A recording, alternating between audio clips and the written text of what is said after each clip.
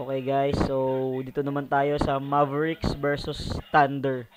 So it will happen at the home court of Thunder. So Oklahoma City Thunder home court nila. Anong oras to? Tingnan natin kung anong oras dito sa 7x7.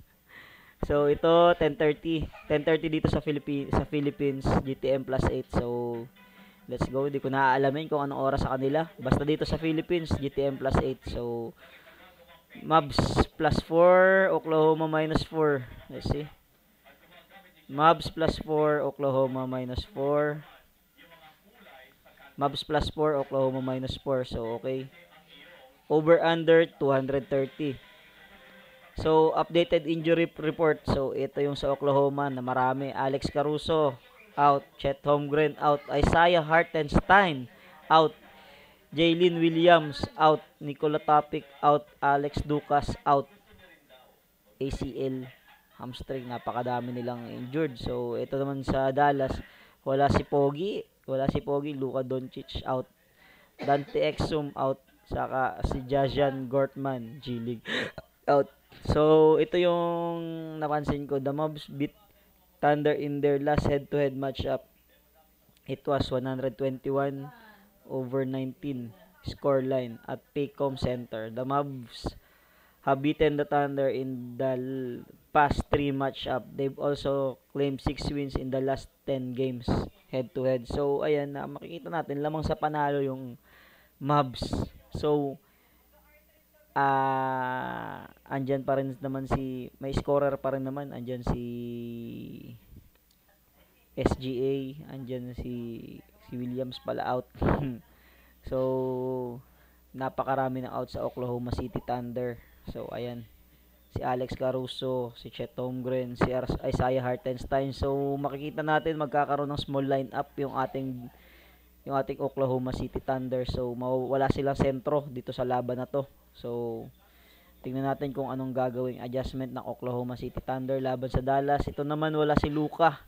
So wala si Pogi.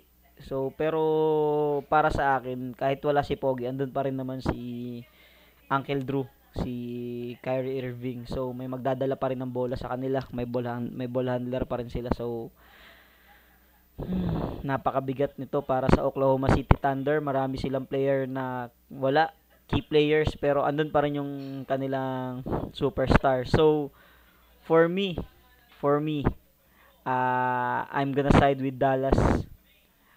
Considering na tinalo ng Dallas yung OKC nang pare sila kompleto. Ngayon pare sila kulang, pero mas marami yung wala sa OKC na key players, lalo na dito si Isaiah Hartenstein sa si Chet Holmgren. So mahirapan sila kasi wala silang napakalaking bagay nung defensive presence ng dalawa na yun. Ano pa ba? So yun. Tapos pakiramdam ko medyo dikit lang kasi wala si Luka, kulang sa scorer, pero magandang laban pa rin to, pero medyo dikit. So pero I'll go with the Mavs plus 4. And dahil since nga medyo kulang sa depensa yung OKC, medyo nakukulangan ako sa depensa dahil siya kay Chet Holmgren saka kay Isaiah Hartenstein wala. Lalagay ako sa over 230. Mukhang malaki ang mai-score nila. Mai-score ng Dallas dito. Tapos ang gagawin ng OKC dito para to compensate with the lack of defensive presence, pipilitin nila maka-score din ng malaki. Kung baga lalabanan nila ng paramihan ng score itong Dallas. So over tayo 230. So yun ang pick natin, yun ang say natin dito sa Mavericks versus Thunder. Mavs plus 4, tapos over 230. So over and under. So sa mga gustong sumali sa ating best NBA picks, message nyo lang ako, andyan sa baba. Nasa description yung aking messenger. So ayan. Tapos yun lang. Salamat sa mga nanonood. So special reminders lang, kung magbebet tayo, huwag tayong bebet ng sobrang laki. Okay, bet lang tayo yung kaya lang natin. Yung kaya lang natin yung kaya lang nating mawala. Yung kahit mawala, okay lang. Kahit matalo, okay lang. Di ka pa rin magugutom. Di ka pa rin problema. Yung only bet what you can afford to lose. Yan ba? Okay? Bills muna bago bomba, sabi nga ni Boss Dagger. So shout out kay Boss Dagger. Thank you. That's all. Peace.